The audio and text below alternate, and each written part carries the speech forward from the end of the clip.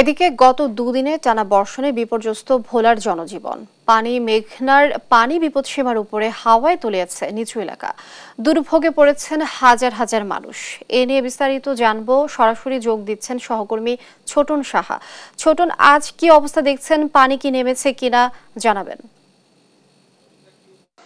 লিনিয়া, যে অবস্থা গত কয়েকদিন ধরে কিন্তু ভোলার উপরে যে বৃষ্টিপাত হচ্ছে, যেটি লঘুচাপ এবং মৌসুমী বায়ুর প্রভাবে, কিন্তু আমরা দেখেছি যে গত দুদিন ধরে কিন্তু এই বৃষ্টিপাতের প্রবণতা অনেকটা বৃদ্ধি পেয়েছে এবং 200 মিলিমিটার বৃষ্টিপাত কিন্তু গত দুদিনে হয়েছে এবং 24 ঘন্টায় যার পরিমাণ দাঁড়িয়েছে 103 মিলিমিটার। তো এই যে এই বৃষ্টিপাতের কারণে যে সমস্ত নিচু এলাকা রয়েছে সেগুলো কিন্তু প্লাবিত হয়েছে। মানুষের ঘরদুয়ার আপনি দেখতে পাচ্ছেন ক্যামেরার মাধ্যমে যে মানুষের ঘরদুয়ার এখনো জলাবদ্ধ অবস্থায় রয়েছে এবং একই সাথে যে উপকূলের বিস্তীর্ণ যে কৃষকদের ফসলের ক্ষেত রয়েছে সেগুলো কিন্তু প্লাবিত, সেগুলো কিন্তু পানিবন্দী অবস্থা রয়েছে, ডুবে রয়েছে কৃষকদের ফসলের ক্ষেত। এবং ক্ষতিগ্রস্ত কৃষকরা আমাদেরকে বলছিল, তারা বলছিল যে এই বৃষ্টির যে জলাবদ্ধতা এর কারণে কিন্তু তাদের ফসলের ক্ষতির তারা আশঙ্কা করছেন এবং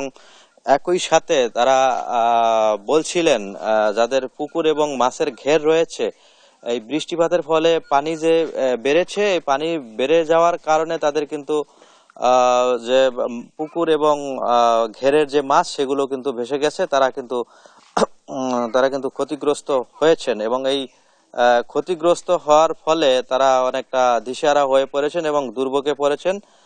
আপনি যেমনটি প্রশ্ন করেছিলেন যে এখন পর্যন্ত যেহেতু আজকে সকালেও কিন্তু গুড়ি গুড়ি বৃষ্টিপাত হচ্ছে এবং আবহাওয়া অধিদপ্তর থেকে সেই বলা হয়েছে যে বৃষ্টিপাত এখনো অব্যাহত থাকতে পারে। তো আসলে বৃষ্টিপাত পুরোপুরি নেমে না থামলে হয়তো বা এই পরিস্থিতি এখনো বিরাজমান থাকবে এবং বলছিল এলাকার মানুষজন তাদের যে অবস্থা, এই যে ক্ষতিগ্রস্ত হচ্ছেন বারবার জলাবদ্ধতার কারণে, তারা এ থেকে স্থায়ী সমাধান চেয়েছেন। তারা বলছিলেন যে যে সমস্ত এলাকাগুলোতে যে ড্রেনেজ ব্যবস্থা নেই সেখানে ড্রেনেজ ব্যবস্থার দাবি তারা তুলেছেন এবং যে সমস্ত এলাকায় বাঁধ নেই সে সমস্ত এলাকায় বাঁধ নির্মাণের দাবিও কিন্তু তারা তুলেছেন। তো লিনিয়া, এ ছিল আমার কাছে যে জলাবদ্ধতার কারণে মানুষ যে দুর্ভোগ পোহাচ্ছে তা নিয়ে সর্বশেষ তথ্য। লিনিয়া।